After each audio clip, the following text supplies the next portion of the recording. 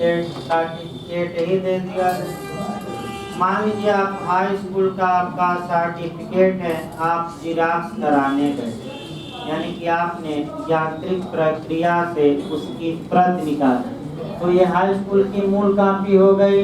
और यांत्रिक प्रक्रिया यानी कि मशीन पर गए और क्या निकली, प्रति निकली, जिराक्स।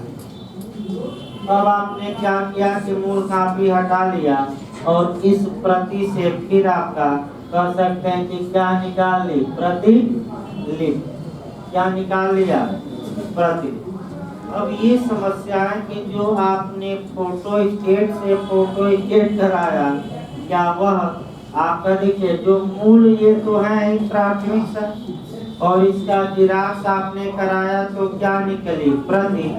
ये तो प्राथमिक न होकर ये प्रति क्या मानी जाएगी, द्वितीय। लेकिन इस प्रति से आपने क्या निकाल लिया है, प्रतिलिपि। तो प्रतिलिपि कब द्वितीयक साक्ष्य माना जाएगा, तुरंत याद रखिए, जब प्रति से मिलान या तुलना कर लिया जाए, ये मूल से मिलान किया जाए। तो क्या लिखा है बेरेट की भाषा पर पढ़िए, इससे बेरेट में क्या लिखा है, प्रति से मिलान की मूल से, प्रतियों से तुलना की हुई प्रतिलिपियां। फिर एक बार देखिए आपका फिर एक बार बेरेट मैं पढ़ रहा इसीलिए गलत होता है। देखिए मूल से ऐसी यांत्रिक प्रक्रिया, दूसरा खंड चल रहा है, तीसरा ना पढ़ लीजिएगा, दूसरा चल रहा है, कई लोग तीसरे पर देख रहे हो, दूसरा देखिए। मूल से ऐसी यांत्रिक प्रक्रियाओं द्वारा जो प्रक्रियाएं स्वयं ही प्रति की शुद्धता सुनिश्चित करती हैं, बनाई गई प्रतियां और ऐसी प्रतियों से तुलना की हुई प्रतिलिपि। बताइए किससे तुलना की बात कर रहा है, प्रति से कि मूल से, प्रति से। अब तो समझ में आया। देखिए आपका यही मूल रूप से बताना भी है, लेकिन ये नियम कब लागू होगा, ये भी सतर्क रहना है। जब ये जो प्रति या प्रतिलिपि हैं, ये आपका टेक्निकल प्रक्रिया द्वारा निकल रही हैं, यानी कि यांत्रिक प्रक्रिया द्वारा, और यांत्रिक प्रक्रिया ऐसी हो जिसमें गलती की संभावना न हो, यानी कि उसकी शुद्धता, प्योरिटी क्या हो, सर्टेन हो, निश्चित हो। यानी कि आपका जिराक्स कराने गए तो कभी भी आप देखते नहीं हैं, यानी कि आपको विश्वास रहता है कि जो जिराक्स कॉपी निकालेगी वह वही निकालेगी जो क्या हुआ है, मूल में लिखा गया है। तो ऐसी दशा में ये कह सकते हैं कि ये यांत्रिक प्रक्रिया है, शुद्ध है। तो फिर याद रखिए, यांत्रिक प्रक्रिया से मूल से क्या निकली, प्रति, और इस प्रति से क्या निकाली गई, प्रतिलिपि। और इस प्रतिलिपि की किससे तुलना कर लिया जाए, तो ये प्रतिलिपि भी द्वितीयक साक्ष्य होगी, मूल से तुलना की प्रति से, प्रति से। अब यही आपको याद रखना है, लेकिन तीसरा खंड हल्का सा अंतर आ जाए, आपका यही बता दिया जाए। देखिए अब क्वेश्चन क्या बना है भाई, एक बार आपका एमपी में, कि निम्नलिखित में से कौन आपका कह सकते हैं कि द्वितीयक साक्ष्य नहीं। तो ये दिया था कि प्रति की तुलना प्रतिलिपि से की जाए। तो बताइए प्रतिलिपि का मिलान प्रति से किया जाएगा कि प्रति का प्रतिलिपि से, तो उल्टा नहीं, प्रतिलिपि का किससे, बस वही बेरेट की भाषा हल्का सा क्या किया, घुमा दिया। मैंने दो ऑप्शन दिए थे, प्रति की तुलना प्रतिलिपि से, और एक ऑप्शन दे दिया प्रतिलिपि की तुलना किससे। तो कौन सही है, प्रतिलिपि की तुलना प्रति से, और उल्टा दे दे तब आप उसको सही द्वितीयक साक्ष्य न मानिए। इधर से आएगा प्रतिलिपि की तुलना किससे की गई हो।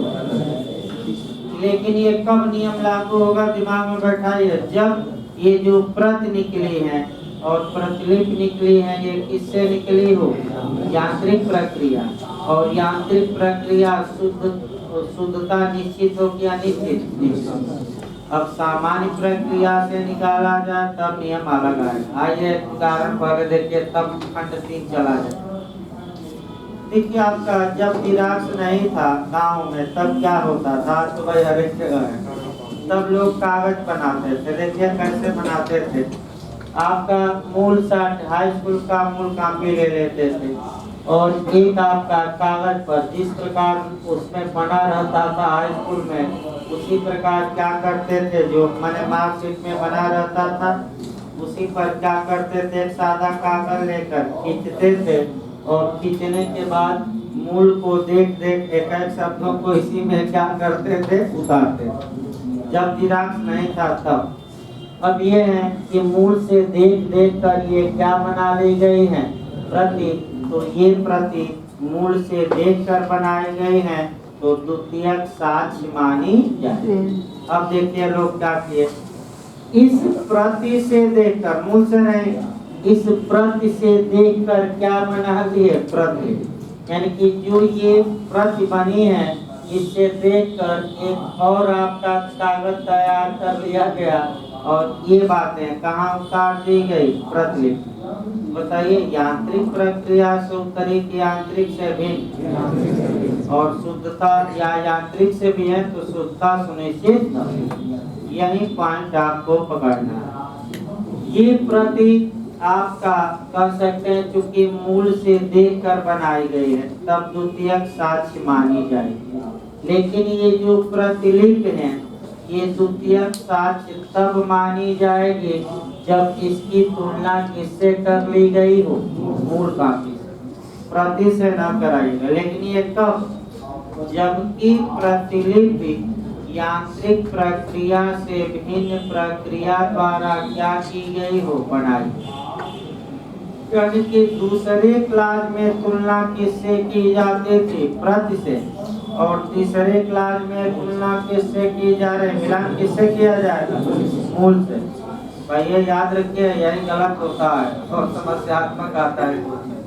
फिर एक बार, दूसरे क्लास में किससे तुलना, प्रति से, और तीसरे क्लास में किससे, प्रतिलिपि। कब द्वितीयक साक्ष्य मानी जाएगी, जब तुलना किससे कर लिया गया हो, प्रति से कि मूल से, मूल से।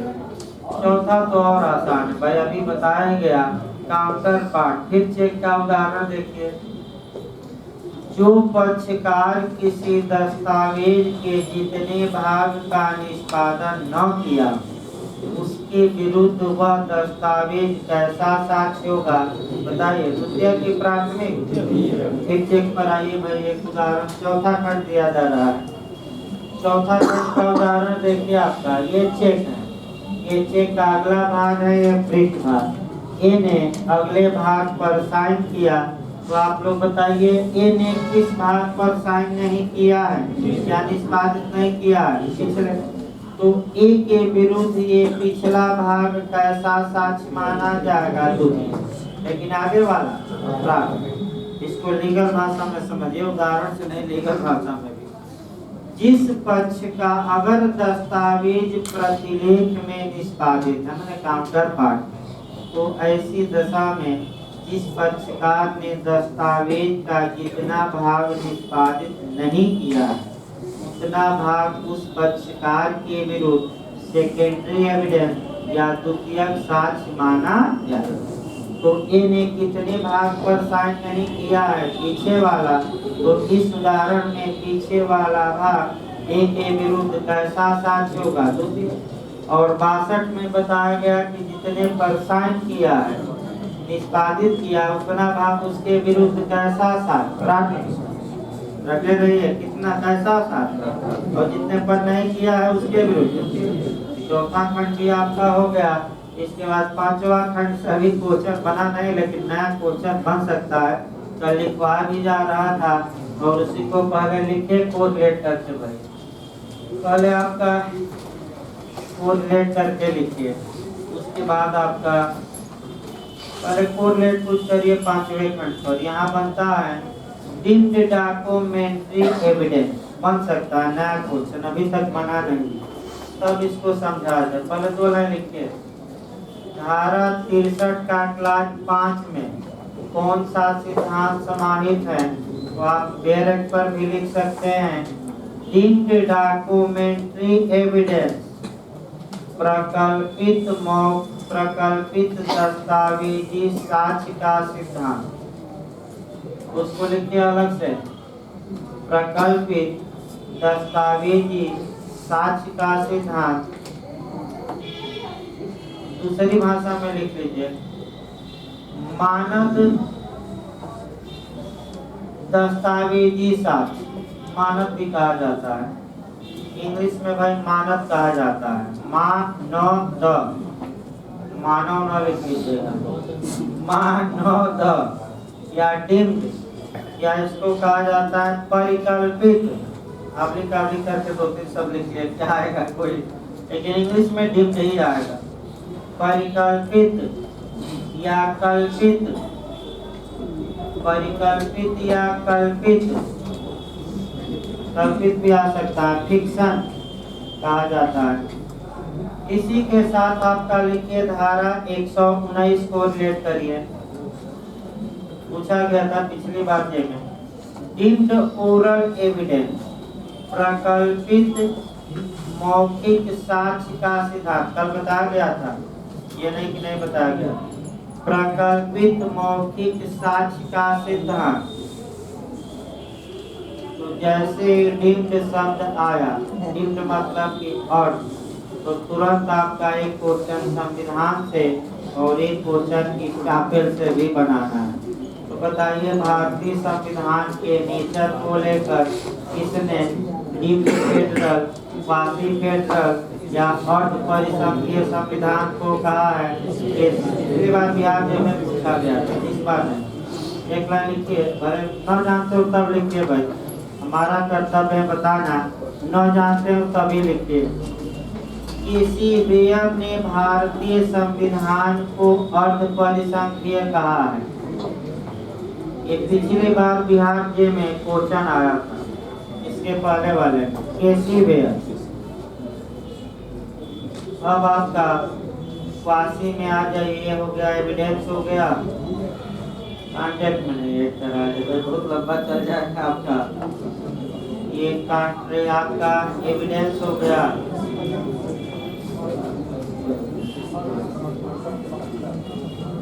देखिए आगे लिखिए भाई, देखिए इसमें क्या है, एक लाइन बता दिया जाए खंड 5 में। खंड 5 में कम से कम बता तो दिया जाए क्या है, खत्म हो कम से कम ये। अगर किसी व्यक्ति ने दस्तावेज को आपका देखा था, तो बताइए देखा था का मतलब क्या हुआ? पढ़ा था कि ऊपर से देखा था? देखा था मतलब क्या, पढ़ा था का भावार्थ भी निकालिए। तो अब क्वेश्चन आता है कि यहाँ आपत्ति कर सकते हैं, इसे तो पढ़ने ही नहीं आता, तो आपका 159 में भी आपत्ति कर सकते हैं कि स्मृति ताजा किया, तो जब पढ़ने नहीं आता तो स्मृति कहाँ से ताजा कर लिया? और जब पढ़ने ही नहीं आता, निरक्षर है, यानी कि आपका अंगूठा टेक है, तो स्मृति कहाँ से ताजा करेगा? यहाँ भी कर सकते हैं कि ऐसा व्यक्ति जिसने दस्तावेज को देखा था, तो जब पढ़ना ही नहीं आता तो पढ़ेगा कहाँ से? देखा था का मतलब क्या हुआ, पढ़ा था, रटे रहिए। अगर वह व्यक्ति उस दस्तावेज की अंतर्वस्तु, अंतर्वस्तु माने जो दस्तावेज के अंदर क्या बातें हैं लिखी गई, कोर्ट में आता है और मौखिक रूप से, अर्थात इसका मतलब कि मुख से बोले गए शब्दों द्वारा बयान देता है। तो आप लोग बताइए, जब मुख से बोला तो कौन साक्ष्य मानना चाहिए? मौखिक। लेकिन जबरदस्ती कानून क्या मान लिया? दस्तावेज। इसीलिए इसे कहा जाता है डीम्ड डॉक्यूमेंट्री एविडेंस। वास्तव में ये मौखिक हुआ, लेकिन कानून